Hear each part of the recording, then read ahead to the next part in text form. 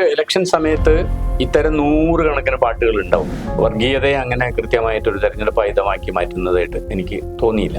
നമ്മൾ തന്നെ ഒരു കാര്യത്തിന് വേണ്ടി ഒരു മുദ്രാവാക്യം ഉയർത്തിക്കൊണ്ട് മുന്നോട്ട് പോവുകയും അതേ സ്വാതന്ത്ര്യം നമ്മൾ മറ്റുള്ളവർക്ക് അനുവദിക്കില്ല എന്ന് പറയുകയും ചെയ്യുന്നതിൽ ഒരു വിരോധാഭാസം.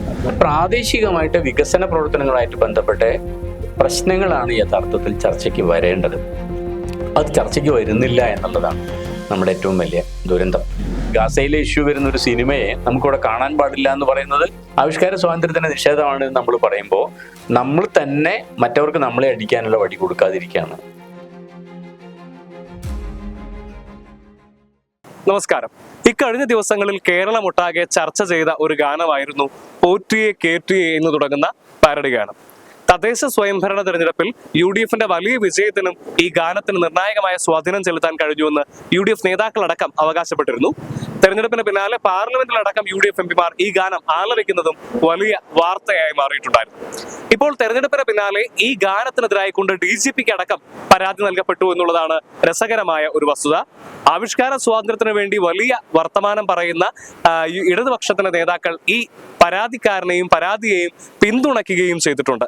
CPMന്റെ പത്തനംതിട്ട ജില്ലാ കമ്മിറ്റി അടക്കം ഈ പരാതിക്കാരനെ പിന്തുണയ്ക്കുന്ന ഒരു സാഹചര്യം ഉണ്ടായി. ഇത്തരത്തിൽ ഗാനങ്ങൾക്കെതിരായിക്കൊണ്ട്, കേവലം പാരഡി ഗാനങ്ങൾക്കെതിരായിക്കൊണ്ട് പോലും ഇത്തരത്തിൽ വലിയ പരാതികളും മറ്റും രാഷ്ട്രീയ കോലാഹലങ്ങൾ ഉണ്ടാകുന്ന ആവിഷ്കാര സ്വാതന്ത്ര്യത്തിനെതിരായിക്കൊണ്ടുള്ള ഒരു കടന്നുകയറ്റമല്ലേ എന്നുള്ള ചോദ്യമാണ് ഇവിടെ ഉയരുന്നത്. ഇപ്പോൾ നമ്മളോട് ഈ വിഷയത്തെക്കുറിച്ച് പ്രതികരിക്കുന്നത് പ്രശസ്ത കവി MM സജീന്ദ്രൻ സാറാണ്. അദ്ദേഹത്തിന്റെ വാക്കുകൾ. ആവിഷ്കാര സ്വാതന്ത്ര്യം എന്നതിൽ അധികം ഇതിൻ്റെ ഒരു പ്രശ്നം എന്താ വെച്ചാൽ ഇത്തരം പാട്ടുകളെ ഒന്നും നമ്മൾ ഗൗരവമായിട്ട് കൺസിഡർ ചെയ്യേണ്ട കാര്യമില്ല എന്നതാണ്.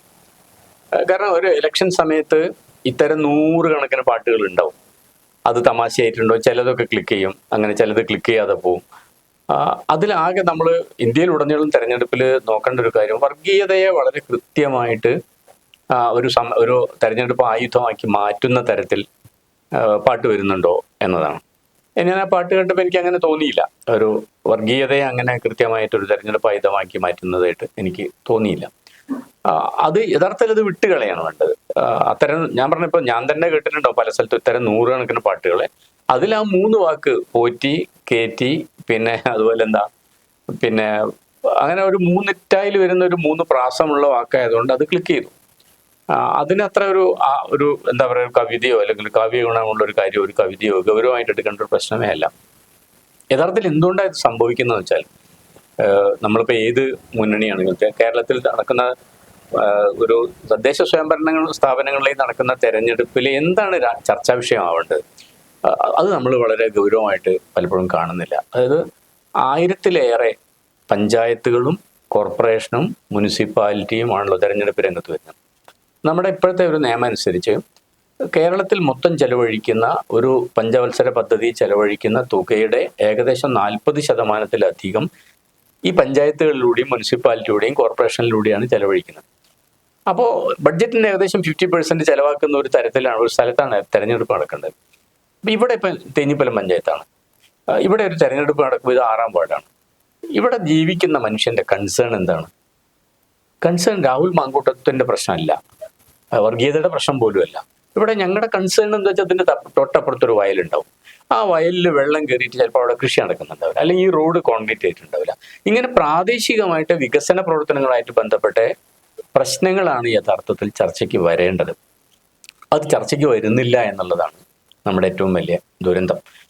ഇപ്പോൾ നമ്മുടെ സ്ഥിതി എന്താ വെച്ചാൽ നിങ്ങളുടെ ഒരു പ്രസംഗം റെക്കോർഡ് ചെയ്തിട്ട് വെച്ച് കഴിഞ്ഞാൽ അത് പാർലമെന്റ് ഇലക്ഷന് ഉപയോഗിക്കാം, അസംബ്ലി ഇലക്ഷന് ഉപയോഗിക്കാം, പഞ്ചായത്ത് ഇലക്ഷന് ഉപയോഗിക്കാം എന്നുള്ള സ്ഥിതിയാണുള്ളത്. എല്ലാ തെരഞ്ഞെടുപ്പിൽ നമ്മൾ പറയുന്നത് ഒരേ രാഷ്ട്രീയമാണ്, ഡിറ്റോ ആയിട്ട് ഇങ്ങനെ വെച്ചിരിക്കാം. അതുകൊണ്ടാണ് എന്ത് വരുന്നത്, ഇത്തരം പാട്ടുകൾ പോലും ക്ലിക്ക് ചെയ്യുന്നത്. യഥാർത്ഥത്തിൽ അത്തരം പാട്ടുകൾ ക്ലിക്ക് ചെയ്യേണ്ട ആവശ്യമില്ല. കാരണം വികസനവുമായിട്ട് ബന്ധപ്പെട്ട് സാധാരണക്കാരൻ്റെ യഥാർത്ഥ പ്രശ്നവുമായിട്ട് ബന്ധപ്പെട്ടാണ് ചർച്ച വരുന്നത്. അത്തരം ഒരു ചർച്ച തെരഞ്ഞെടുപ്പിന് ഒരു ഘട്ടത്തിലും നടക്കുന്നില്ല. ഞാൻ എൻ്റെ ഫേസ്ബുക്കിൽ പോസ്റ്റിൽ ഇട്ടൊരു കാര്യമുണ്ട്. ഞാനിവിടെ ജനകീയ ആസൂത്രണം ആദ്യം വന്ന സമയത്ത് അത് നടപ്പിലാക്കാനുള്ള കൺവീനറായിരുന്നു. ഇവിടെ അന്ന് തേഞ്ഞിപ്പലം പെരുവള്ളൂരും 2 പഞ്ചായത്ത് കൂടി ഒരു പഞ്ചായത്താണ്, അതിൻ്റെ കൺവീനറായിരുന്നു. അപ്പോൾ ഞങ്ങൾ അന്ന് എല്ലാ പഞ്ചായത്തിലും വള്ളിക്കുന്നൊക്കെ നടന്ന, ബേപ്പൂരും വള്ളിക്കുന്നൊക്കെ നടന്ന ഒരു കാര്യമാണ്. കേരളത്തിൽ ഉടനീളം നടന്നതാണ്. ജനകീയ ആസൂത്രണത്തിന്റെ ഒരു രേഖ നമ്മൾ ഉണ്ടാക്കിയിരുന്നു. അത് ഓരോ വാർഡിലും നടന്ന അവിടുത്തെ തണ്ണീർത്തടങ്ങളെ കുറിച്ച് പഠിച്ച്, കുളങ്ങളെക്കുറിച്ച്, അവിടുത്തെ വ്യവസായ യൂണിറ്റുകളെ കുറിച്ച്, വികസന സാധ്യതയെക്കുറിച്ച്, മനുഷ്യന്റെ തൊഴിലിടങ്ങളെ കുറിച്ച് ഒക്കെ പഠിച്ച് ഒരു രേഖ പ്രസിദ്ധീകരിച്ചിട്ടുണ്ട്. അപ്പൊ ആ രേഖയിൽ പറഞ്ഞ കാര്യങ്ങളെക്കുറിച്ച് 30 വർഷം കഴിഞ്ഞ് വീണ്ടും നമ്മൾ തെരഞ്ഞെടുപ്പിന് വരുന്ന സമയത്ത് അതിൽ പറയുന്ന എന്തൊക്കെ കാര്യങ്ങൾ നമ്മൾ നടപ്പിലാക്കി, അല്ലെങ്കിൽ എന്ത് കാര്യമാണ് നമുക്ക് നടപ്പിലാക്കാൻ പറ്റാതെ പോയത്, ഇതൊക്കെയാണ് യഥാർത്ഥത്തിൽ വിലയിരുത്തപ്പെടേണ്ടത്. ഇത്തരം കാര്യങ്ങളൊന്നും നമ്മുടെ രാഷ്ട്രീയ വേദികളിൽ വിലയിരുത്തപ്പെടുന്നില്ല.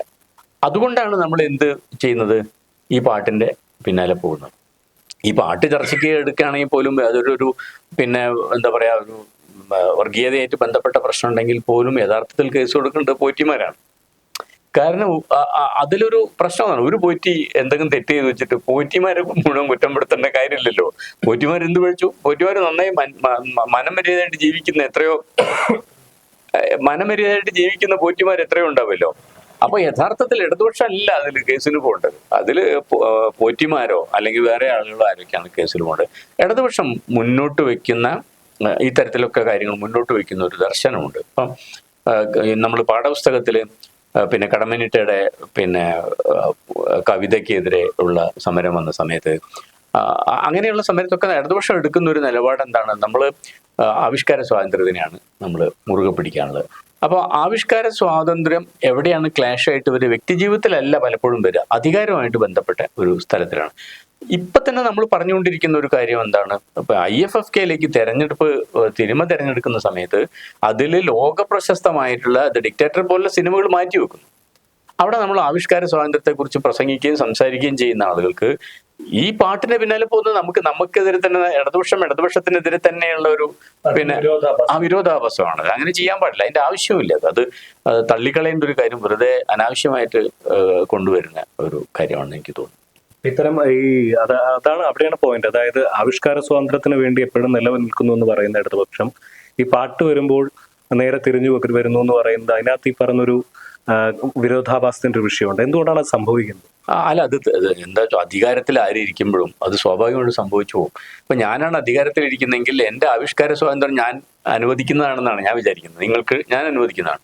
അപ്പൊ നിങ്ങൾ എന്നെ ചീത്ത പറയാൻ പാടില്ല, നിങ്ങൾ ലോകത്തുള്ള ആരെയും വിമർശിക്കാം, നിങ്ങൾ എന്നെ ചീത്ത പറയാൻ പാടില്ല എന്നുള്ളതാണ് ഓരോ ഭരണാധികാരിയും ചിന്തിക്കുന്നത്. അപ്പൊ ആ ഭരണാധികാരികളുടെ പൊതു സ്വഭാവം ഇടതുപക്ഷത്തിന് വരാൻ പാടില്ലാത്തതാണ്. ഇനി അഥവാ അങ്ങനെ ഇടതുപക്ഷ ഭരണാധികാരികൾക്ക് അത് വന്നാൽ പോലും അതിനെ തിരുത്തിക്കാനുള്ള ഉത്തരവാദിത്വം ഇടതുപക്ഷത്തിന്റെ കൂടെ നിൽക്കുന്ന ആളുകൾക്കുണ്ട്. കാരണം അവര് ഈ സമരം ഇവിടെ വെച്ച് അവസാനിപ്പിക്കുന്നതല്ല. അവർക്ക് ഈ സമരം ലോകത്താകെ പല പല സ്ഥലത്തും പല പല രാജ്യങ്ങളും പല രൂപത്തിൽ അവർക്ക് നടത്തേണ്ടതുണ്ട്. ഒരുപക്ഷെ ഗാസയിൽ നടക്കുന്ന അതിക്രമങ്ങൾക്കെതിരെ പോലും അവിടുത്തെ ഗാസയിലെ ഇഷ്യൂ വരുന്ന ഒരു സിനിമയെ നമുക്കിവിടെ കാണാൻ പാടില്ല എന്ന് പറയുന്നത് ആവിഷ്കാര സ്വാതന്ത്ര്യത്തിന്റെ നിഷേധമാണ്. നമ്മൾ പറയുമ്പോൾ നമ്മൾ തന്നെ മറ്റവർക്ക് നമ്മളെ അടിക്കാനുള്ള വടി കൊടുക്കാതിരിക്കുകയാണ് വേണ്ടത്. ഇവിടെ ഈ പാട്ടിനെ വിമർശിക്കുകയും അവിടെ അതിനുവേണ്ടി നിലനിൽക്കുകയും ചെയ്യുന്നത് അത് വിരോധാഭാസമാണ്. ഒരിക്കലും ചെയ്യാൻ പാടില്ലാത്ത കാര്യം. ചിലപ്പോൾ എന്തു പറ്റും, വസ്തുതാവിരുദ്ധമായിട്ടുള്ള കാര്യമായിരിക്കാം ഒരുപക്ഷെ പാട്ടിൽ പറയുന്നത്. ഇപ്പൊ നമുക്ക് തന്നെ ഇപ്പൊ പല ചർച്ചയിലും വരുന്നുണ്ട്, പോറ്റിയെ കയറ്റി ഞങ്ങളല്ല. അതൊക്കെ നിങ്ങൾക്ക് പ്രസംഗിക്കുമ്പോൾ പറയാം, അത് വെച്ചിട്ട് പാട്ടിനെതിരെ കേസ് കൊടുക്കേണ്ട കാര്യമില്ല. എല്ലാ പാട്ടും വസ്തുതാപരമായിട്ട് ശരിയായിക്കൊള്ളണമെന്നില്ല.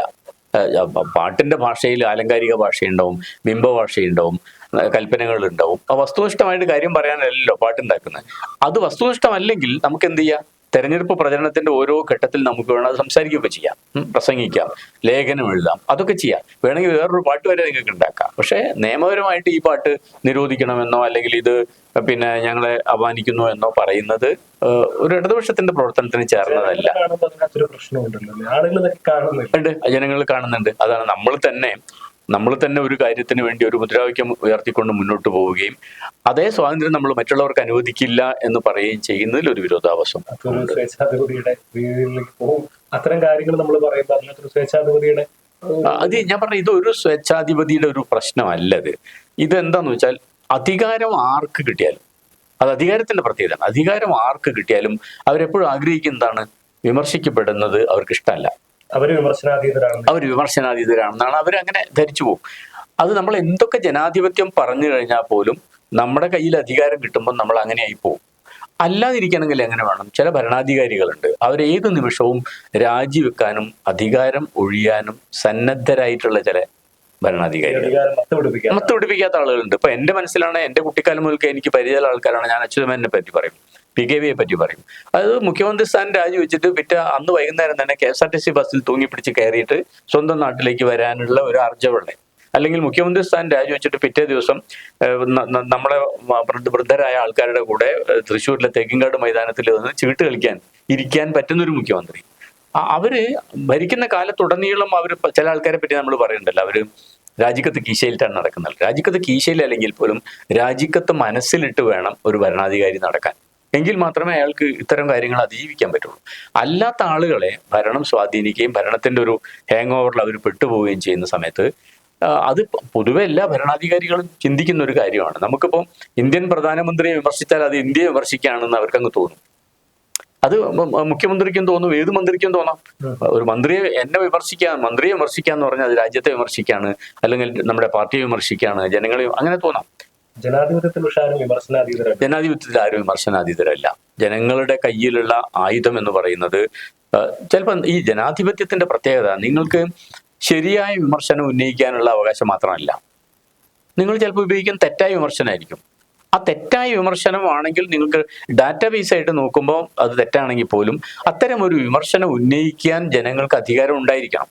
നിങ്ങൾ 100% പരീക്ഷിച്ച് പിന്നെ ബോധ്യപ്പെട്ട് അത്രയും വസ്തുനിഷ്ഠമായിട്ടുള്ള വിമർശനം മാത്രമേ ഉന്നയിക്കാൻ പാടുമെന്ന് പറയാൻ കഴിയില്ല.